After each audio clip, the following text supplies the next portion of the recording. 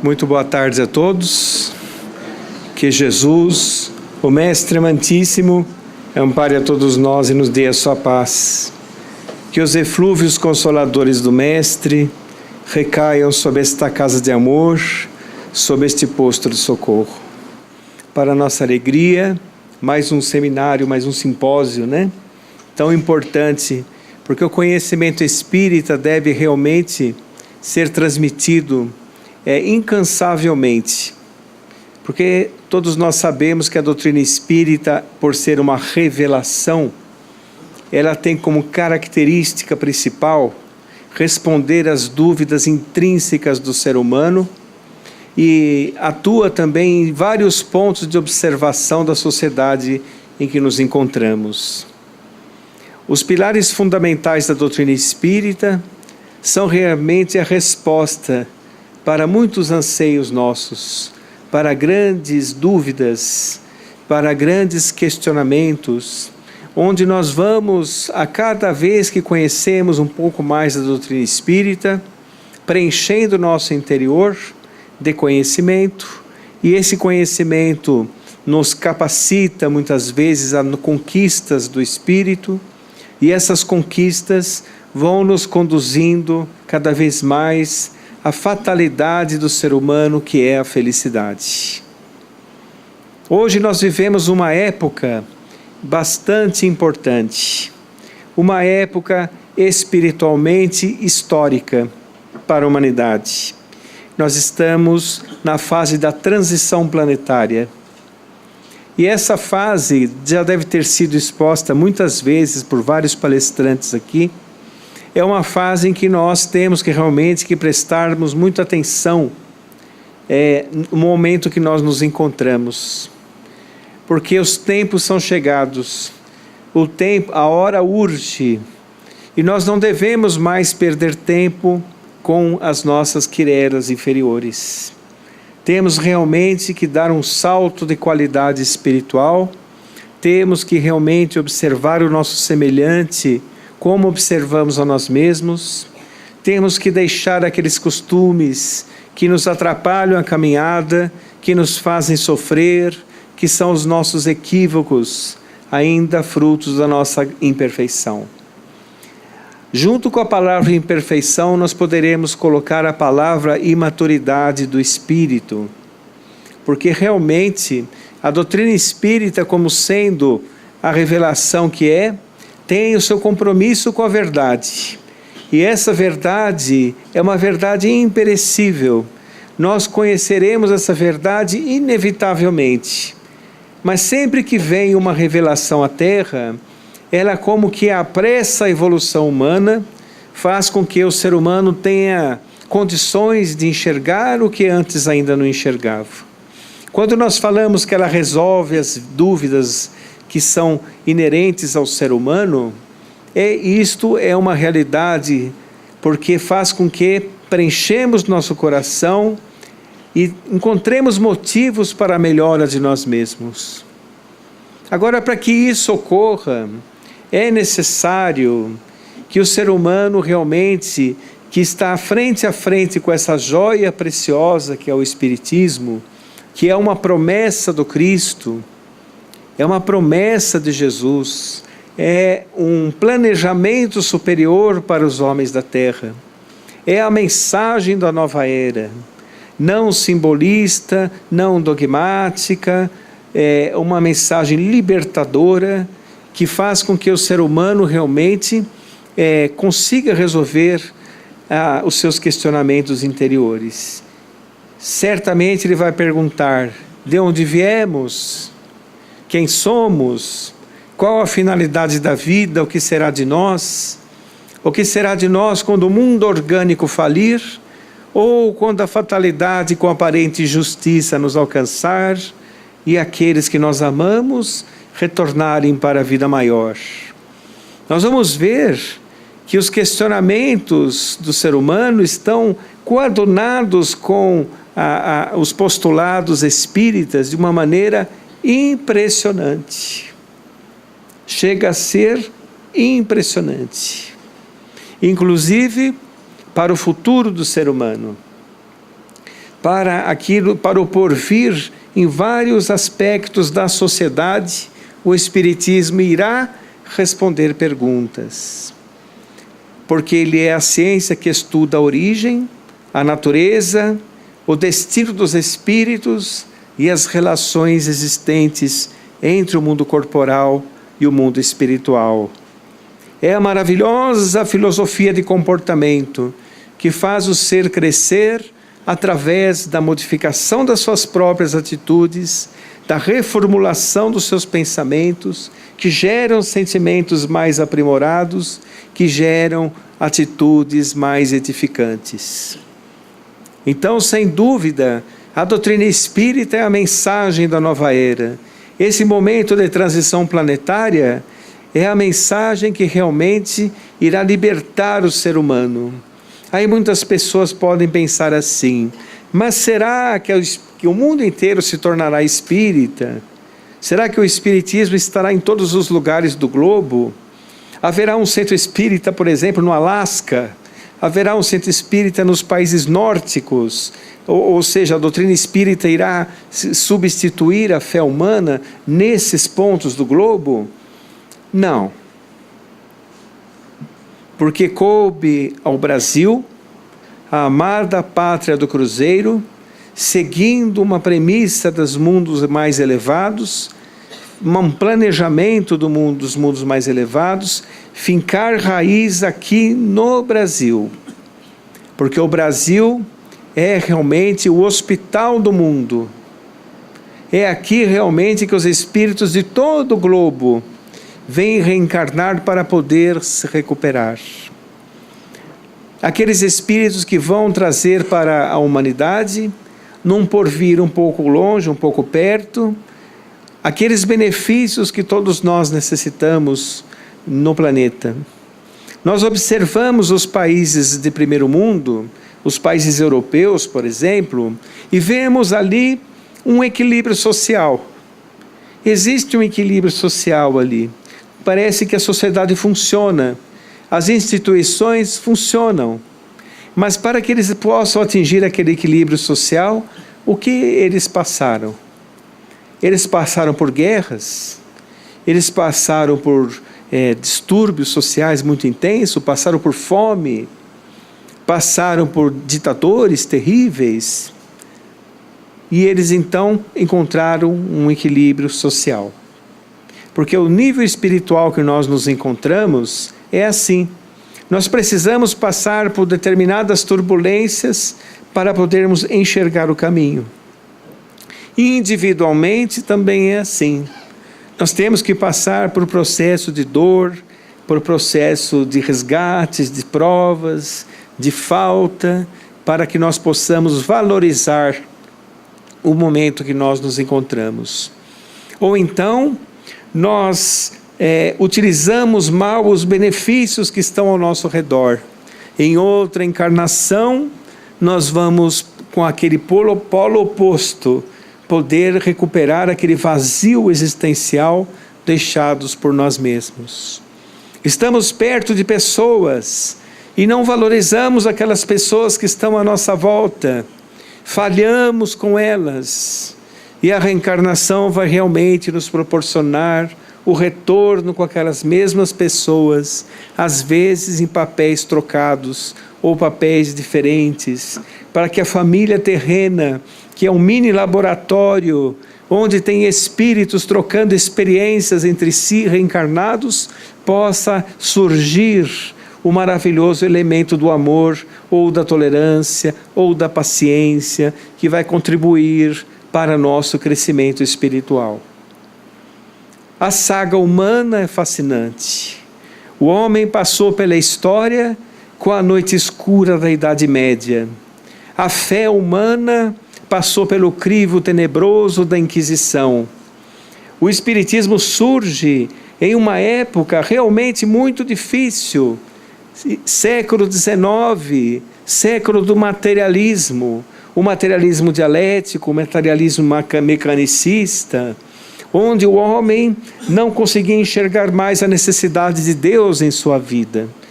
Ele estava decepcionado com as religiões.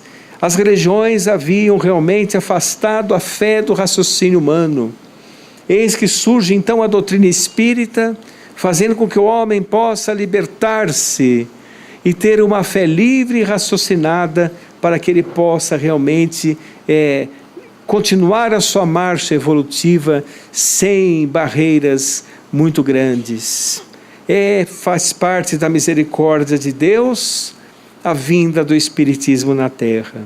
Antes, por exemplo, quando se acreditava em Deus, era um Deus ameaçador, era um Deus vingativo, era um Deus que elegia um povo em detrimento de outro, uma religião em detrimento de outra. Era um velhinho de barbas, era um ser antropomórfico que condenava eternamente aqueles que não o seguiam. E a doutrina espírita vem falar de Deus não antropomórfico, vem falar de Deus como a inteligência suprema do universo, a causa primeira de todas as coisas, aquele Deus que é amor, não aquele Deus que se vinga, mas Deus que é amor, não o Deus que pune, mas que reabilita os seus filhos através de leis naturais e leis universais, como por exemplo a lei de causa e efeito, que é universal, que serve para toda a universalidade e todo o universo. Então a visão de Deus na doutrina espírita, por exemplo, é uma visão que os cientistas atuais podem abarcar. É uma visão em que as descobertas do ser humano, desta era que nós estamos, pode realmente se coadunar com ela, pode ser simpática a ela, porque nós sabemos que as ciências não são materialistas, as ciências são neutras. Materialistas são alguns cientistas que a compulsam. Mas hoje em dia os cientistas já estão descobrindo a visão maravilhosa do Criador através de vários elementos da ciência. Os cientistas estão se reunindo de várias áreas do conhecimento humano para entender que existe uma inteligência superior que constrói a vida, que forma a vida. Nós estávamos falando outro dia a respeito disso aqui mesmo. Por exemplo, um DNA. Um DNA é um código. E somente mentes inteligentes fazem um código. O nada não faz um código completamente inteligente e sequencialmente perfeito. Então os cientistas estão começando a descobrir que a vida não parte do nada, ela é derivada de uma inteligência superior. Outro dia eu estava escutando um cientista materialista ateu falando, e ele disse assim: eu não entendo os religiosos que falam a respeito de Deus.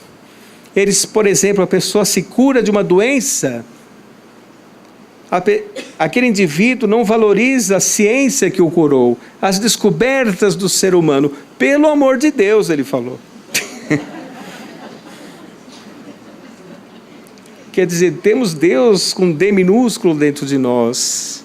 Certa vez Natanael disse assim, que as pessoas que se julgam ateias é porque tiveram muitas decepções religiosas em outras vidas e vem com uma espécie de bloqueio à questão religiosa. Religiosa. Agora, a palavra religião, no sentido da palavra, significa religar-se a Deus. E, naturalmente, nesta época que nós estamos atravessando, em que o homem consegue já dar grandes saltos de inteligência, o homem do século XIX falava a mesma coisa. Nós estamos na era moderna, nós estamos dando grandes saltos de inteligência, nós hoje falamos a mesma coisa. Mas, sem dúvida nenhuma, o homem hoje em dia tem descobertas fantásticas e terá descobertas fantásticas na transição planetária, porque, como falamos, é um momento histórico. não é? É um momento histórico. Hoje em dia, aquele Deus que é a inteligência suprema do universo, esse é aceito por grande parte da comunidade científica.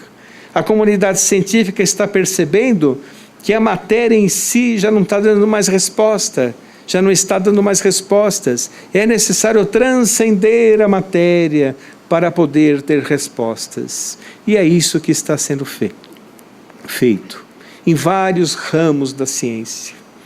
Hoje, então, por exemplo, um primeiro pilar da doutrina espírita, a crença em Deus, como a inteligência suprema do universo. Mas não é necessário ser um cientista para isso. É só nós vermos a maravilha que nos cerca. É só nós vermos, por exemplo, uma formiga. Uma formiga é uma maravilha. Vocês já viram uma formiga? Pensaram a respeito de uma formiga? A formiga, aquele ser minúsculo, tem coração, tem aparelho digestório, tem cérebro. Ela só não tem o esqueleto, que é o próprio corpinho dela, o exoesqueleto. Mas ela tem toda a constituição que gera vida naquele serzinho. Basta o indivíduo perceber que é a criação de Deus. Se você tem, por exemplo, um filho, sua vida era uma antes do filho, e agora é outra depois do filho. Aquele ser cheio de vida, cheio de alegria que surgiu, veio da vida espiritual, veio pela obra de Deus. Você observa a natureza, você observa os astros, você observa o universo, você vai ver a obra de Deus. Por toda parte, a obra inteligente de Deus. E um pilar da doutrina espírita. Outro pilar da doutrina espírita, pluralidade dos mundos habitados. Eu me lembro que no dia 17 de fevereiro do ano de 1600, não é que eu me lembro porque eu estava lá não, hein? Eu me lembro, é modo de dizer, não é?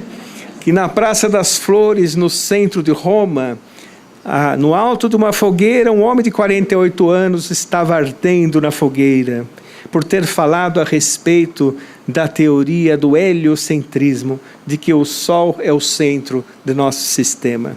Giordano Bruno. Giordano Bruno não tinha sequer um telescópio. Ele foi pelas vias intuitivas, por sua bagagem espiritual, e falou a respeito desta teoria. Sua língua estava transpassada por um prego, presa a uma haste de ferro para ele não blasfemar mais.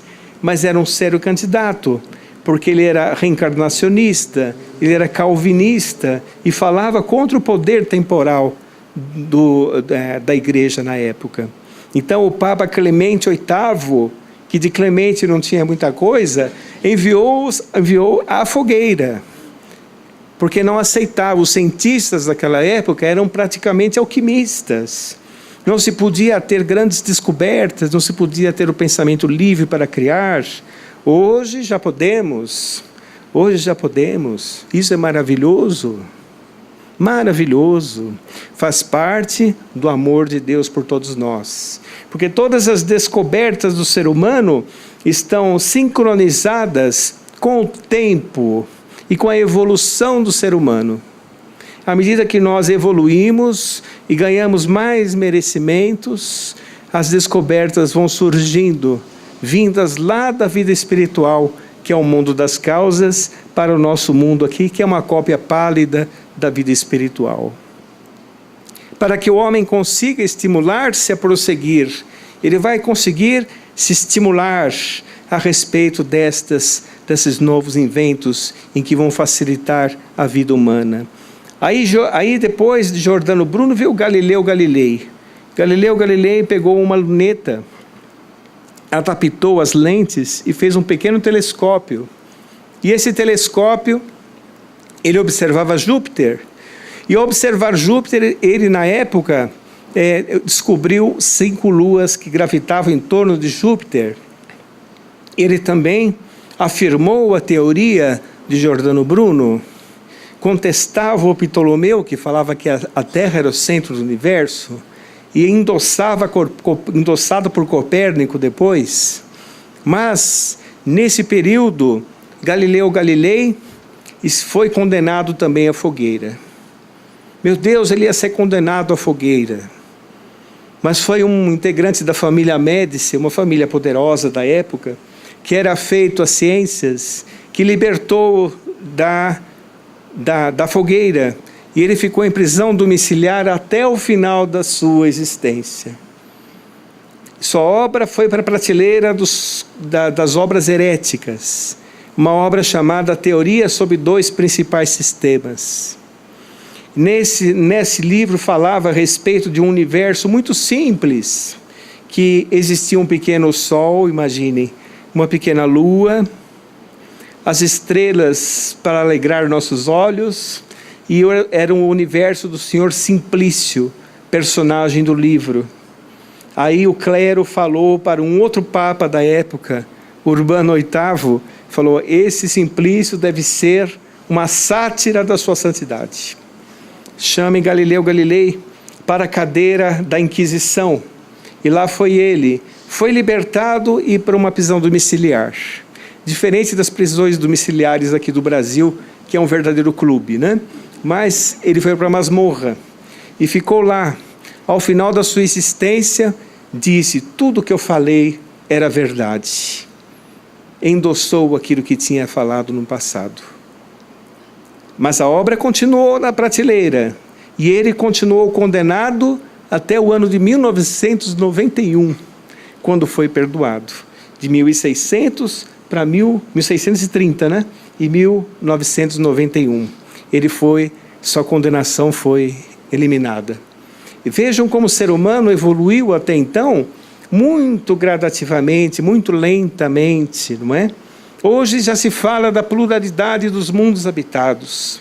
A ciência gasta fortunas para descobrir planetas que estão em relação ao seu Sol na mesma distância que nós, para encontrar vida como nós conhecemos.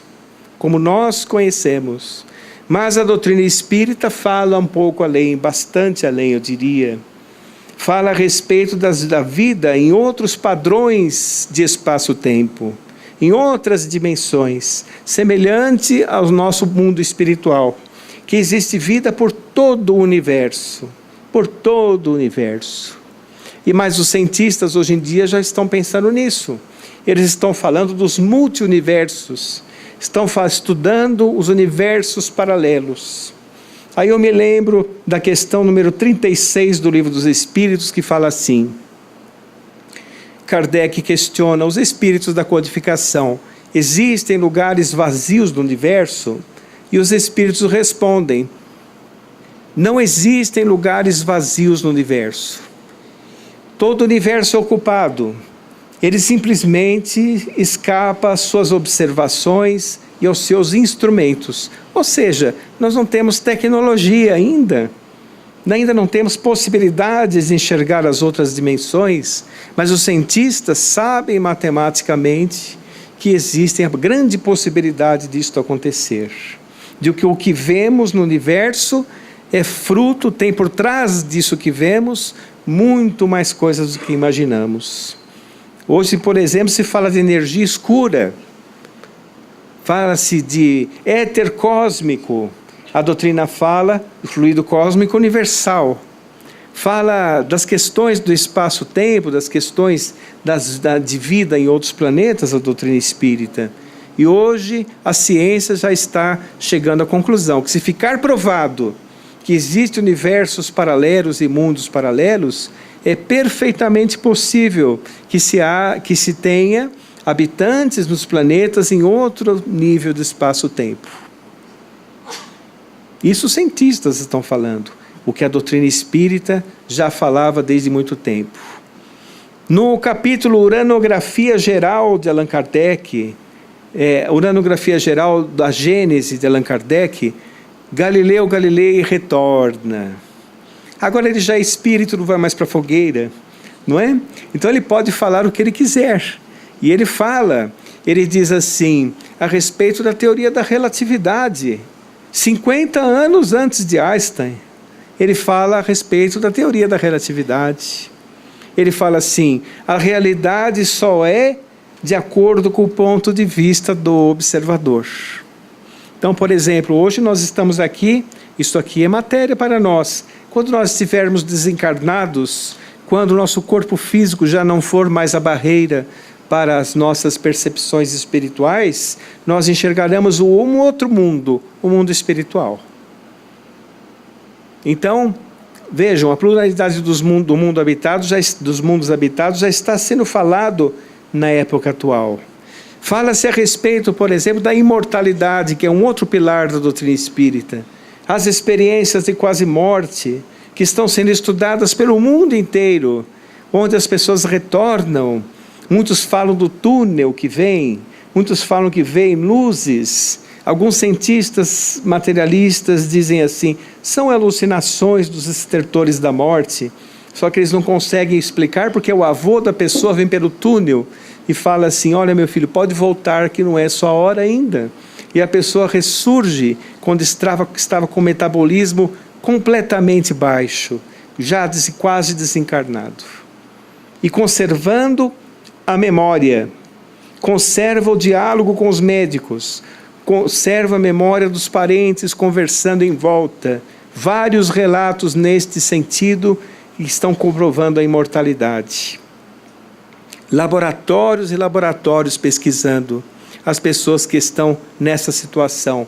Mas cá entre nós, que ninguém nos ouça, não era necessário tanto, era só pegar um carro e ir lá a Uberaba, na casinha humilde de Chico Xavier, que lá estava comprovada a imortalidade nas 40 mil mensagens particulares que ele recebeu, com 100% de acerto, sem conhecer ninguém.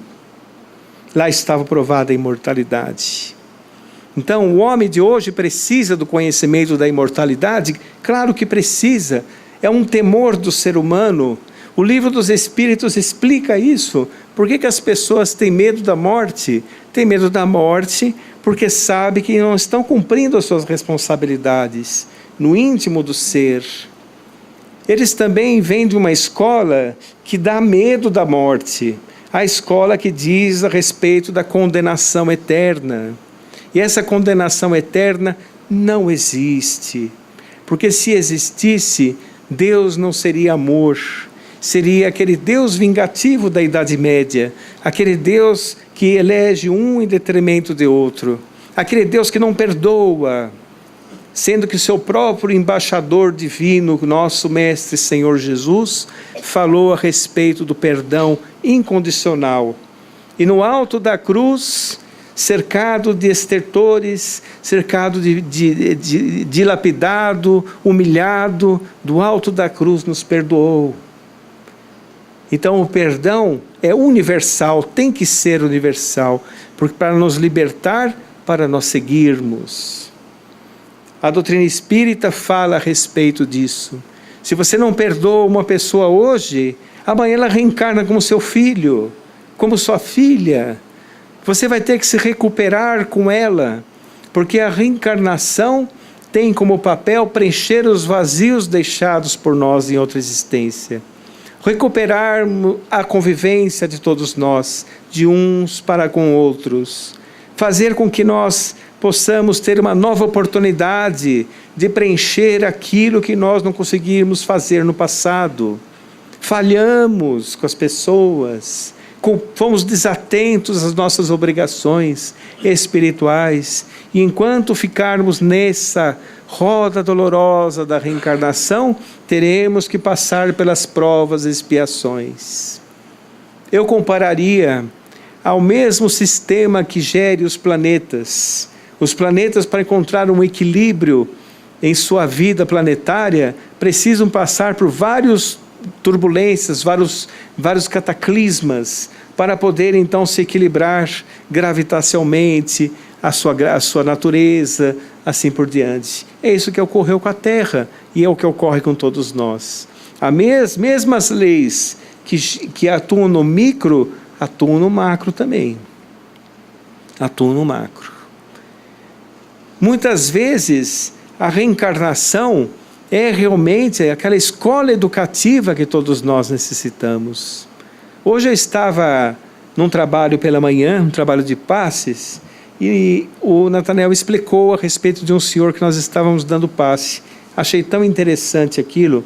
só para nós vermos como a reencarnação nos ajusta na vida atual. Um senhor que tinha uma certa deficiência mental, que era porteiro da casa espírita. E aquela deficiência servia como um freio educativo para a sua existência. Explicou-me o benfeitor que na encarnação passada ele tivera uma reencarnação muito difícil, ele tinha muitos hábitos infelizes e pediu para vir com ele pediu para vir com aquele freio para que ele não pudesse errar mais, porque ele havia reincidido em várias reencarnações. A conclusão do benfeitor foi a seguinte: ele veio com esse freio educativo até uma determinada idade, por dentro ele continuava o mesmo, e por fora freado. Mas agora na idade madura, ele já conseguiu entender muitas coisas. Aquele freio já não é tão necessário mais, porque ele já está meio com seu interior já se reabilitando, já regenerado. Então vamos supor, se amanhã sumisse o seu problema, ele já estaria bem. Então veja como a reencarnação é maravilhosa. É o amor de Deus por todos nós, que sabe o que nós necessitamos, sabe os momentos que nós precisamos de auxílio. E o auxílio não é retirar a nossa dor muitas vezes. O auxílio é nos fazer entender o momento que nós estamos passando. Porque para muitas pessoas a dor é o remédio necessário para a sua própria existência. Então nessa época que nós estamos vivendo, uma época que nós observamos muitos cataclismas, muitos resgates coletivos, guerras, rumores de guerras, ditadores que caem, regimes que mudam, próprio para a época de transição planetária. Sempre houve esses distúrbios, mas agora um pouquinho mais, porque está sendo feito o recenseamento.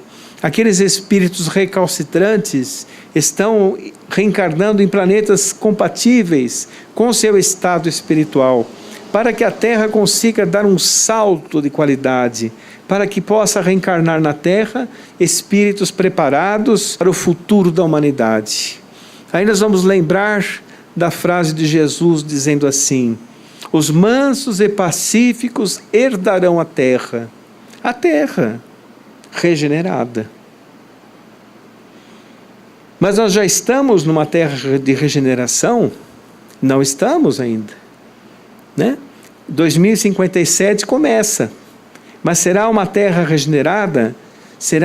Seguirá um plano superior de graduação de planeta.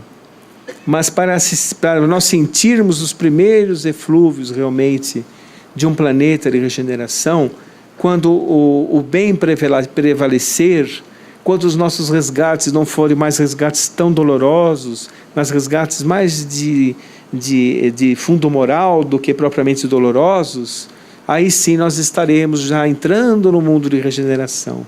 E quando nós soubermos olhar o próximo como a nós mesmos, amarmos incondicionalmente, aí nós estaremos realmente aptos a viver no mundo de regeneração. Isso acontecerá daqui a uns 200, 300 anos, não é para desanimar, não é? Mas isso aí espiritualmente não quer dizer muita coisa, é pouco tempo. Imaginem, dar para reencarnar umas 5 vezes, mais ou menos, não se tem um tempo, mas é isso que acontece. Então a época que nós estamos vivendo é uma época realmente importante. Nós não devemos mais perder tempo, porque a doutrina espírita não será a religião do futuro, mas será o futuro das religiões. Como diria Leon Denis, aqueles que não observarem isso, ficarão realmente à margem do progresso espiritual da humanidade. Então, através de vários aspectos científicos, porque também é uma revelação, sociais, porque são observações do próprio povo, da própria sociedade, o homem começará a descortinar tudo isso que o Espiritismo já fala, tudo que o Espiritismo já diz a respeito da reencarnação, a respeito da imortalidade, a respeito da pluralidade dos mundos habitados, Deus como a inteligência suprema do universo e a reencarnação, que demonstra a justiça de Deus. Eu gostaria de terminar com uma prece, depois vou abrir 15 minutos para perguntas. Bom, se vocês quiserem, pode ser, cadê a diretoria para poder dizer se pode fazer isso? Pode fazer isso? Pode. Pai nosso que estais nos céus, na luz dos sóis infinitos, Pai de todos os aflitos deste mundo de escarcéus, santificado seja o teu nome sublime, que em todo o universo exprime ternura, concórdia e amor. Venha a nós o teu reino de bondade, de paz, de claridade, na estrada da redenção. Cumpra-se seu mandamento, que não vacila nem erra, nos céus como em toda a terra, de lutas e sofrimento. Livra-nos de todo mal, dá-nos o pão no caminho, feito na luz do carinho, do pão espiritual. Perdoa-nos nossos débitos tenebrosos, de passados escabrosos, de iniquidade e de dor. Auxilia-nos nos sentimentos cristãos, a amarmos aos nossos irmãos, que ainda vivem longe do bem. E com a proteção de Jesus, livra nossa alma do erro deste mundo de desterro, ainda distante de vossa luz. Que a nossa ideal igreja seja o altar da caridade, onde se faça a vontade de teu bendito amor. Que assim seja. Muito obrigado a todos.